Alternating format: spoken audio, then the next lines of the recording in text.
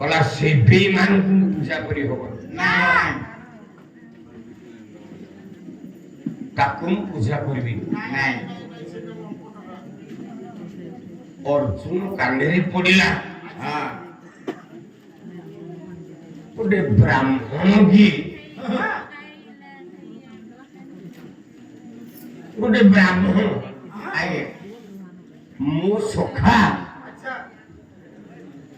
कृष्ण निंदा निंदा करती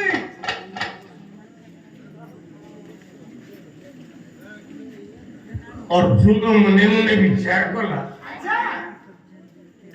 ए ब्राह्मण मो सखा को कहीं की निंदा कर जाइला ब्राह्मण पूरा को मरियम के जम्मपुर को जाओ अर्जुन कहला ए ब्राह्मण सब सुखी ना बस आउ कृष्ण निंदा करि परिबो तोर एथर जो पिलाटा हबो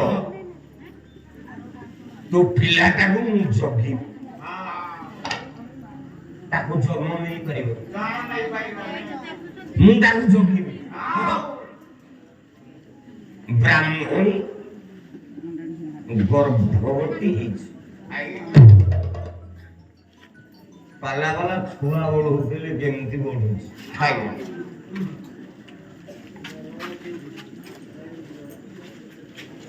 আর তুমি ওড়িশার এড়ে এড়ে বড় গায়কের না লিখিল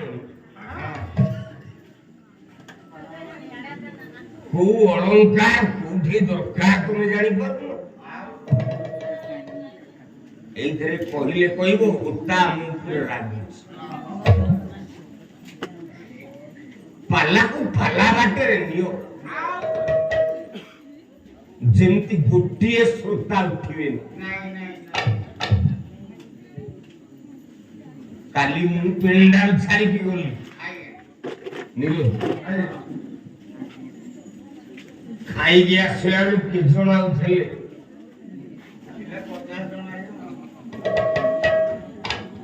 खाई की गोला को 50 आमे सोइला को गोला बेले तो वन पास आई के जण उठले माइक वाला थले आ के जण सपोर्ट रे बसले इपाला गइलो तो आज आसो देखो 10:30 रु पेंडाल घर मो भंगा देह असुस्थ शरीर ठिया हवा बल नहीं तथापि मु कोन 50 लोक बसई ना गुटे कई जाई ना जणा भी के उठुना पाला को पाला दिगर लोक ब्राह्मण कांदुच एपटे अर्जुन सबु सैव कृष्ण निंदा दिवे सही परिबो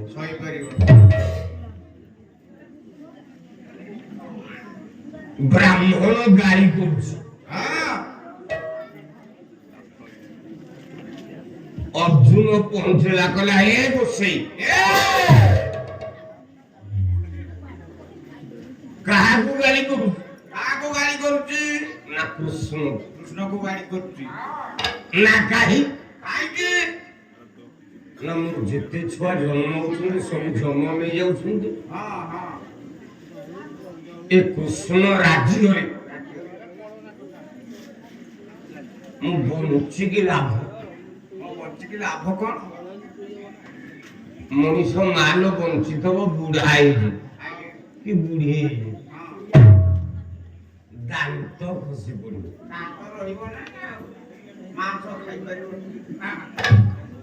बंचिकी लाभ कौन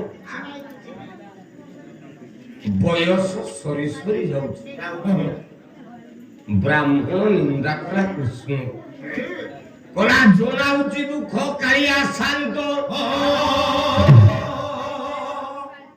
এ বয়স গলা সরি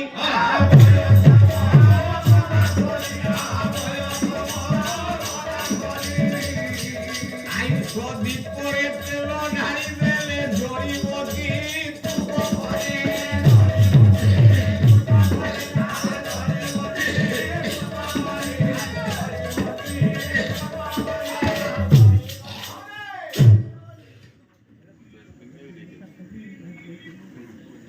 ଖୋଲା ପ୍ରଭୁ ଆଉ କେତେ ଦୁଃଖ ଜଳେଇବି କଳା କେଶ ଥିଲା କଳା ହୋଇଗଲା ଧଳା ବୟସ ହେଲା ବୁଢା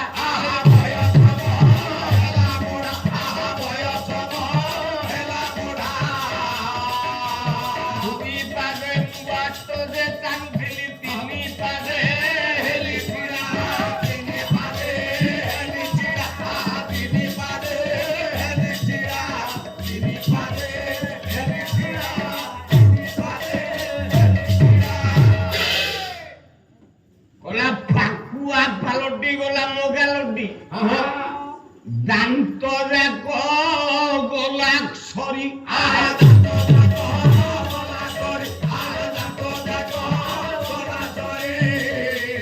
ଜାଣିବି ମୁଁ ପାରୁନି ଦୁଇ ପାଦ ଠାରି ତିନି ପାଦ ଯାଏ ଭରି ତିନି ପାଦ ଯାଏ ଭରି ତିନି ପାଦ ଯାଏ ଭରି ତିନି ପାଦ ଯାଏ ଭରି ବ୍ରାହ୍ମଣ କାନ୍ଦୁଛି ଅର୍ଜୁନ କହୁଛି ହେ ବ୍ରାହ୍ମଣ ଅପେକ୍ଷା କର ଆଉ ତ ପିଲା ନଷ୍ଟ ହବ ନାଇଁ ନାଇଁ ମୁଁ ନିଜେ କୃଷ୍ଣ ନାଁ ଧନୁଷର ଗାଣ୍ଡିବ ଧନୁ ଧରିବ ଜଗିବି ଜଗିବୁ କୋଉ ଜନ୍ମ ବି ତୋ ପିଲା ବାହାକୁ ଆସିପାରିବ ନା ମୁଁ ଗାଣ୍ଡିବ ଧରିକି ଜଗିବି ଆଉ ତୋ ପିଲା ଆଉ ମରିବ ନା ନା ଠିକ କହୁଛ ନା ମୁଁ ଠିକ କହୁଛ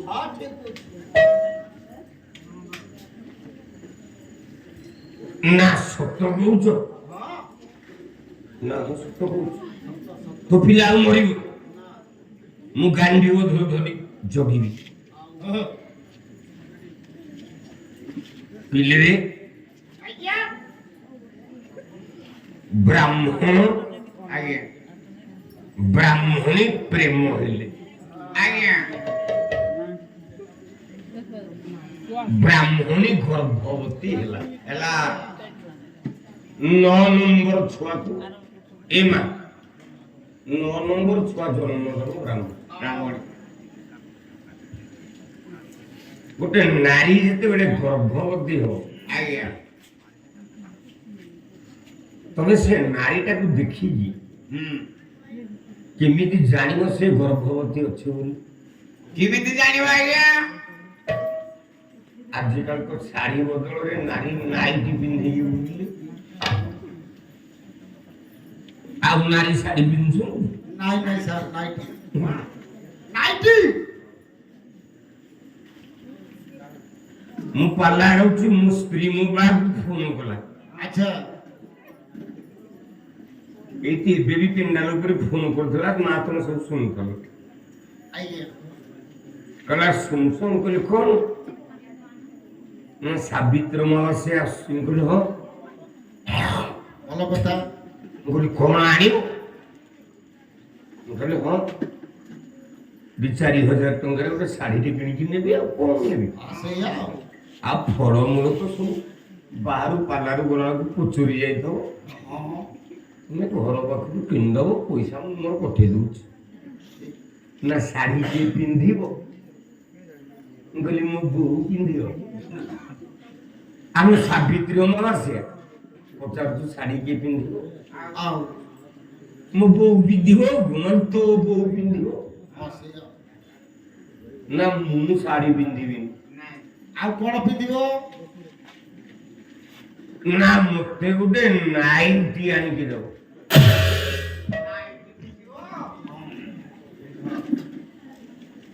ଏଇକ୍ଷମା କଣ କରିବା ବାଧ୍ୟ ହେଇକି ନାଇଟି ନେଇକି ଗଲି। କହିଲା ଯୁଗ ବିପରୀତ ହେଲା ହୋ ଶାଢୀ ବଦଳେ ନାଇଟି ପିନ୍ଧିଲା।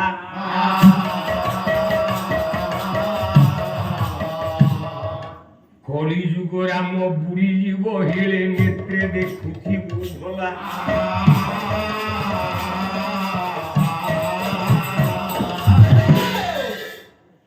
କଳି ଯୁଗରେ ନାରୀ ମାନେ ନାଇଟି ପିନ୍ଧିବେ। ପଛାରେ ଗୋଟାଏ କୁଞ୍ଚ ଥାଏ ଶାଢୀରେ। ଆଚ୍ଛା ନାରୀ ଗୋଟେ କୁଞ୍ଚ ତାକୁ ଏମିତି ଏମିତି କୁଞ୍ଚ କରି ତା ଅଣ୍ଟାରେ ଖୋସେ। ଠିକ ଠିକ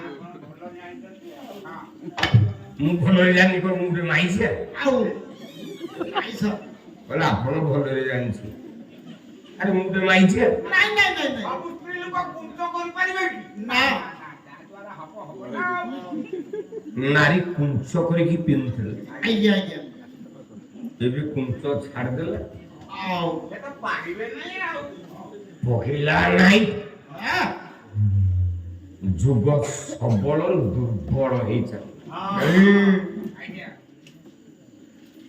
କୃଷ୍ଣ ଶର୍ମା ବ୍ରାହ୍ମଣ ଏପଟେ ବ୍ରାହ୍ମଣୀ ଏପଟେ ଅର୍ଜୁନ। ଆଚ୍ଛା ଅର୍ଜୁନ କହିଲା ମୁଁ ଜଗିକି ରହିବି। ରହିବି ଏ ସରବାର ମୁଁ ବଞ୍ଚେଇବି। ଗର୍ଭ ଧାରଣ କଲା ବ୍ରାହ୍ମଣ। ଆଚ୍ଛା କେମିତି ଗର୍ଭବତୀ ହେଇଛି ଜାଣିବା କେମିତି ଆଜ୍ଞା? କହିପାରିବୁ? ତୋ ଭାର୍ଯ୍ୟା କେମିତି ଗର୍ଭବତୀ ହେଇଛି କହିପାରିବୁ? ଇଏ ତ ପ୍ରତ୍ୟେକ ଦିନ ପାଲାକୁ ପଳେଇ ଆସିଲେ କେମିତି ଜାଣିବ ଆଜ୍ଞା? ଏ ଆସବାକୁ ପଚାରିଲେ କଣ ଜାଣିବେନି? ଆଚ୍ଛା ତୁ ପାଲାରୁ ଗଲା ପରେ ଆଜ୍ଞା ତୋ ଭାର୍ଯ୍ୟା ଗର୍ଭବତୀ ଅଛି ନା ନାଇଁ ତୁ ଜାଣିପାରିବୁ ନା ନାଇଁ? ମୁଁ ତ ବାହା ହେଇନି ଆଉ ଜାଣିବି କେମିତି? ଆରେ ତୋ ପୁଅ ପରା ବିଏ ପଢିଲାଣି। ନାଇଁ ଆଜ୍ଞା ଭୁଲ କଥା। ଆସନ୍ତା ବର୍ଷ ବଡ ହବ। ଦେଖା ଦେଖି ଚାଲିଛି ଆଜ୍ଞା 22 ବର୍ଷ ଚାଲିଛି ଆଉ। ଜଗନ୍ନାଥ କରନ୍ତୁ ସେଇଆ। ଆଜ୍ଞା ତୋ ଭାର୍ଯ୍ୟା ବୁଢୀ ହେଲାଣି ତୁ କହୁଛୁ ମୋ ବାହାଘର ହେଇଛି ତା ମାନେ ଆଉ ବାହାଘରେ ମନ କରୁଛୁ? ନାଇଁ ଆଉ କଣ ନାହିଁ ଆଜ୍ଞା। ଜଣେ ଗର୍ଭବତୀ ଅଛି କେମିତି ଜାଣିବୁ? କେମିତି ଜାଣିବ ଆଜ୍ଞା? କହିଲା ସ୍ୱର୍ଣ୍ଣେ ପାରଦ ମିଶିଲା ପ୍ରାୟ ହେଲା କାନ୍ତି।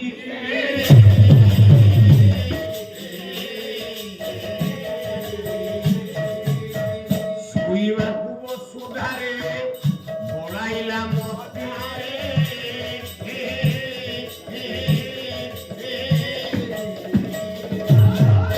ପିତ୍ତଳ କୋଟି ତାହାର ଉଠୁର ଦିଶିଲା।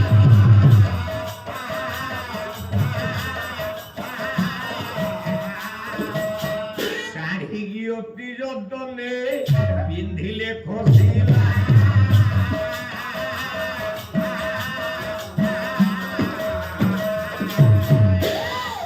ସୁଦର୍ଶନ ମାନ ଭୁଲିଲା ମୋ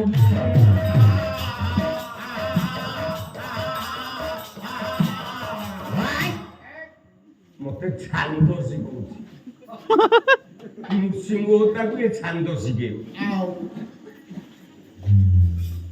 ଯେ ଓଡ଼ିଶାରେ ଆଜ୍ଞା ମାସକ ତଳେ ମୋହନ ମାଝିକି 2 ଘଣ୍ଟା ବସେଇ ଦେଲା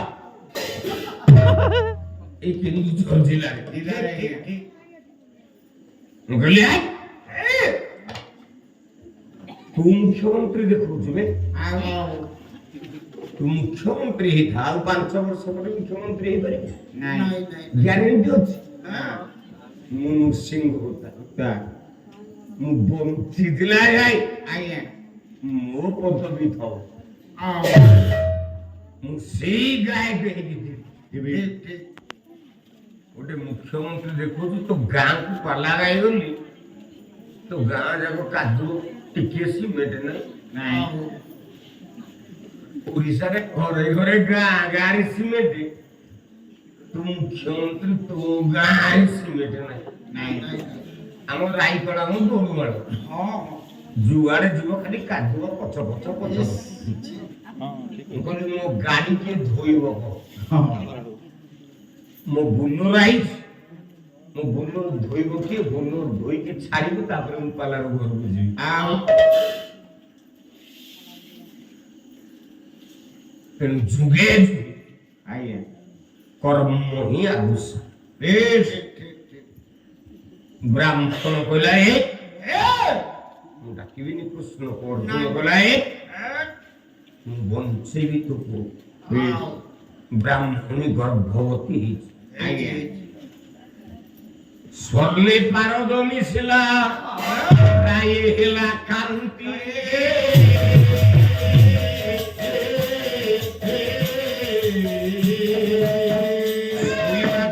ସୁଧାରେ ବଳାଇଲା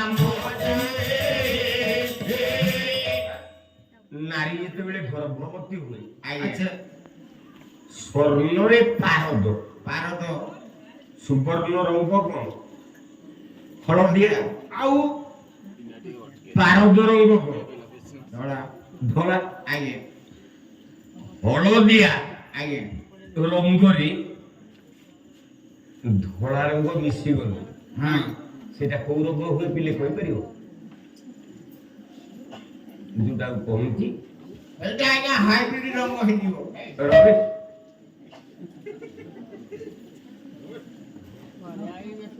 ନା ଯୋଉଟାକୁ ଶୁଦ୍ଧ ଭାଷାରେ କହନ୍ତି କଣ ଆଜ୍ଞା ଶ୍ଵେତ ପାଣ୍ଡୁର ଆଜ୍ଞା ଆଉ ଅପଭ୍ରଂଶରେ କହନ୍ତି ଶ୍ଵେତ ପାଣ୍ଡୁରା ନାରୀ ଯେତେବେଳେ ଗର୍ଭବତୀ ହବ ତା ଅଣ୍ଟାଠୁ ତଳୁ କଣ ଆଜ୍ଞା ଉକୁଣି ଖାଇଯିବେ ସବୁ ଧଳା ଗାର ହେଇଯିବ ଫିନାଇଲ ମାରିଦେବାକୁ ପଡିବ ନା ଫିନାଇଲ ଦାନାର ମାରୁ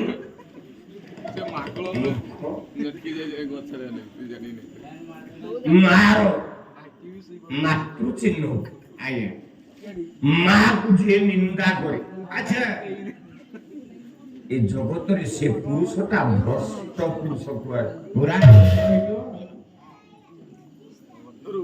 ନାରୀ ଯେତେବେଳେ ଗର୍ଭବତୀ ହୁଏ ଆଚ୍ଛା ତମେ ଯେତେ ବଡ ଗଜଦନ୍ତ ଫଳଙ୍କ କରିଥାଅ ଆଜ୍ଞା ସେ ଶୋଇବନି ଗଜଦନ୍ତ ପଲଙ୍କରେ ଶୋଇବେ ନାହିଁ ତମ ମାର୍ବଲ ଘରେ ଶୋଇବାକୁ ତା ମନ ନୁହେଁ ନା ତମ ଢିଙ୍କି କୁଟା ଘରେ ଆଜ୍ଞା ମାଟି ଉପରେ ହଁ ତୋ ସ୍ତ୍ରୀ ଶୋଇବାକୁ ମନ କରିବ ମାଟି ଉପରେ ଶୋଇବାକୁ ମନ କରିବ ଆଉ ଭତ୍ସୁ ବୋଲି କେମିତି ଜାଣିବୁ କେମିତି ଜାଣିବ ଆଜ୍ଞା ଭଞ୍ଜ ଭଞ୍ଜ ଅଭିସମ୍ରାଟ ସେଇ ସୁଭଦ୍ରା ପରିଣ ଆଚ୍ଛା ଗଲା ଶୀତଳ କୋଟି ତାହାର ପୁଥୁଳ ଦିଶିଲା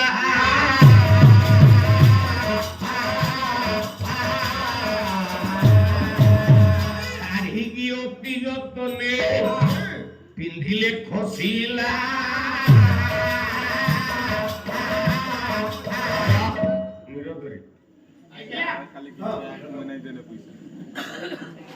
ତା ଶିଥିଳ ନାରୀ ମାନଙ୍କୁ କଣ କହୁ ରେ ମୃଗ ମୃଗ ରାଜ ନା ଗଜ ରାଜ ନାରୀ ମାନଙ୍କର ପ୍ରତିଟା ଭାରି ସୁନ୍ଦର ସୁନ୍ଦର ଆଜ୍ଞା ସେ କାଳିଟେ ହେଇଥାଉ ଗୋଟିଏ ହେଇଥାଉ ସାବିତ୍ରୀ ହେଇଥାଉ ଯାହା ହେଇଥାଉ ତା କଟି ତ ସୁନ୍ଦର ତା ପ୍ରତି ସଦାବେଳେ ସୁନ୍ଦର ଆଜ୍ଞା କିନ୍ତୁ ଯେତେବେଳେ ଗର୍ଭବତୀ ହେଇଯାଏ ଆଜ୍ଞା ଶୀତଳ କୋଟି ତାହାର ପୁଥୁଳ ଦିଶିଲା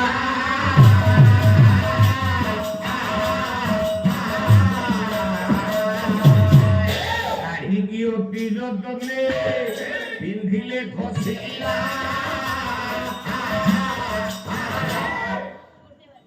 ନାରୀ ଯେତେବେଳେ ଗର୍ଭବତୀ ହବ ଆଜ୍ଞା ସେ ଯେତେ ଯତ୍ନରେ ଯେତେ ପ୍ରକାରରେ ଶାଢ଼ୀକି ପିନ୍ଧୁ ଶାଢୀ ରହିବ ନାଇଁ ଆଉ ସେ ଫେଟି ଫେଟି ଯିବ ବୋଲେ ଖୋଲି ଖୋଲି ଯିବ ଆଜ୍ଞା ଖସିଯିବ ଖସିଯିବ ଆଜ୍ଞା ଷୋଡ଼ଶ ସନମାନ ଶୋଇଲା ଭମନ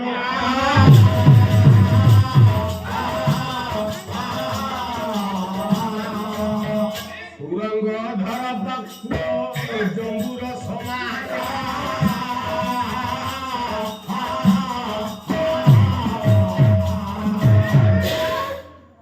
ଯାହା ଖାଇଲା ବାନ୍ତି ହେଲା ବାନ୍ତି ହେଇଯିବ ବ୍ରାହ୍ମଣୀ ବାନ୍ତି କରିଛି ଆଜ୍ଞା ଗର୍ଭବତୀ ହେଇଛି ହଁ ପିଲା ଜନ୍ମ ହବାର ସମୟ ଆଜ୍ଞା ଭଗବାନଙ୍କୁ ଡାକୁଛି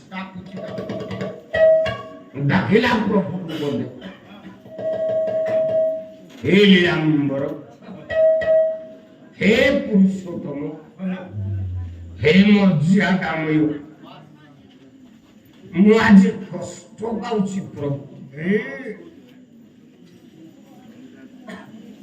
ଜଗବନ୍ଧୁ ପାରି ଜଣେ